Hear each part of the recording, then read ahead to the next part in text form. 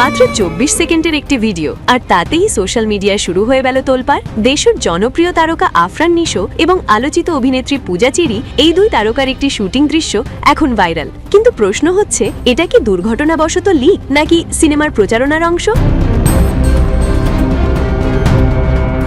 জানা গেছে, পাবনার ভাঙ্গুড়া এলাকায় চলছিল সিনেমা দম এর শুটিং। সেই শুটিং চলাকালীন ধারণ করা একটি ভিডিও প্রথমে সামাজিক যোগাযোগ মাধ্যমে ছড়িয়ে পড়ে। ফাঁস হওয়া দৃশ্যে দেখা যায় আফরান নিশো ও পূজা চেরিকে একসঙ্গে একটি শট নিতে। এদিকে দম সিনেমার নায়িকা হিসেবে পূজা চেরিকে দেখে উচ্ছ্বসিত ভক্তরা। অন্যদিকে শুটিং এর এই ভিডিও ফাঁস হওয়াকে ঘিরে তৈরি হয়েছে তীব্র বিতর্ক। শুটিং চলাকালে সেখানে উৎসুক জনতার ভিড় ছিল চোখে পড়ার মতো। ভিডিওটি বিভিন্ন ফেসবুক পেজ ও গ্রুপে ছড়িয়ে পড়তেই শুরু হয় আলোচনা সমালোচনা। অনেকেই প্রশ্ন তুলছেন, এত সেন্সিটিভ শুটিং দৃশ্য বাইরে এলো কিভাবে?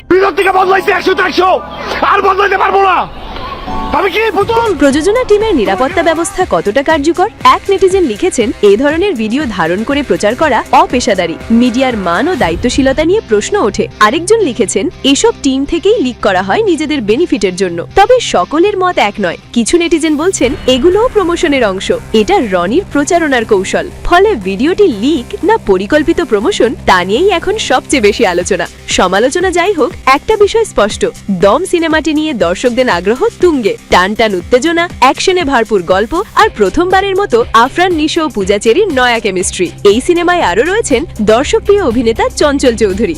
ভাইরাল ভিডিও ঘিরে বিতর্ক চললেও এই আলোচনা ছবির প্রতি কৌতূহল যে আরো বাড়িয়ে দিয়েছে তা বলাই যায়। ও হে শ্যাম, তোমারে আমি নয়নে নয়নে